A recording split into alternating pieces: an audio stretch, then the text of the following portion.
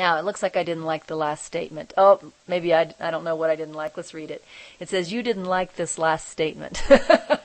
So the statement that I judge then is, in doing this, you choose to stop seeing as you have seen, and you make room through invitation for another way of seeing to enter. I'm not certain why I didn't like it, but let's find out.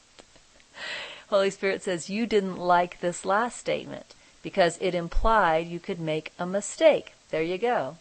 And I have taught you that mistakes are impossible. Ah. Oh, look at Jamie laying here. She wants me to stop and pet her belly. Hold on, you guys. I'm going to give her like 2 quick pets. Pet, pet, pet. There you go, my love.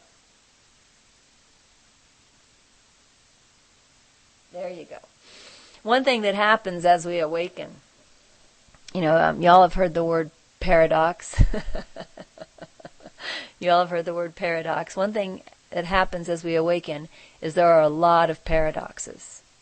Okay, there are a lot of paradoxes. For example, everything is perfect, there are no mistakes, and you are mistaken in the way that you see, right?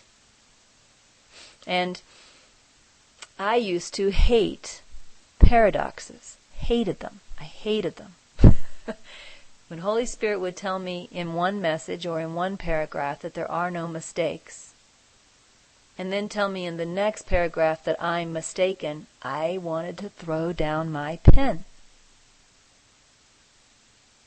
So apparently that's what's happening here, as I'm remembering a message where Holy Spirit told me there are no mistakes, and I want Holy Spirit to always say that exact same sentence.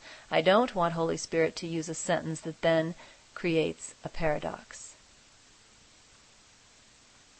So I didn't like it when Holy Spirit gave me a sentence that implied that the way I see may be a mistake. So let's continue reading. Let's see what Holy Spirit has to say about this. Again, you didn't like this last statement because it implied you could make a mistake, and I have taught you that mistakes are impossible. You want me to be consistent. Holy Spirit says, I am always consistent. When you are unaware of my consistency, you are not listening to me. You cannot make a mistake because you are free and you cannot change your reality.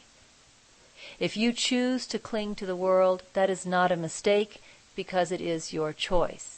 In that way, it is perfect. But you will not know happiness if you make this choice.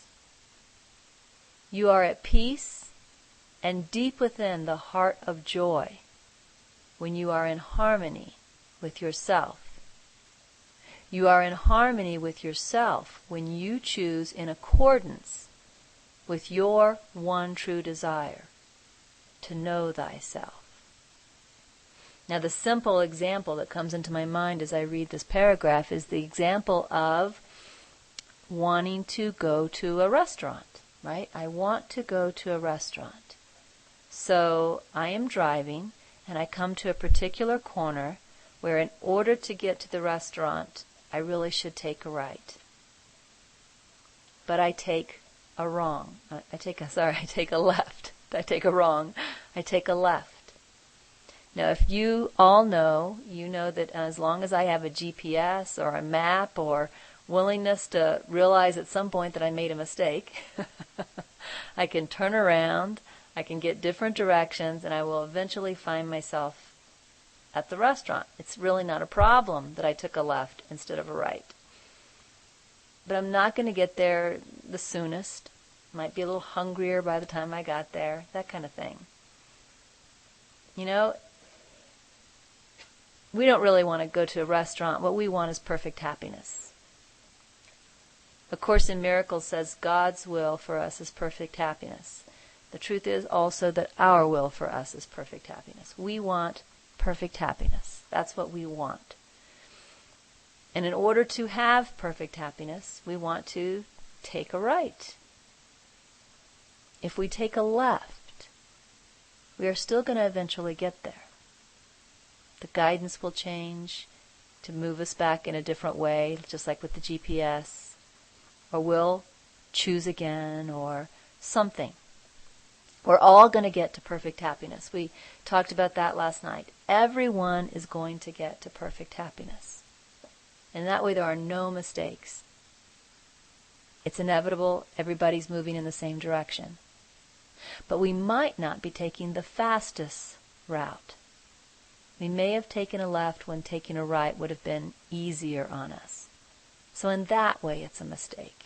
Because, we kind of, at least I would like to take the fastest route.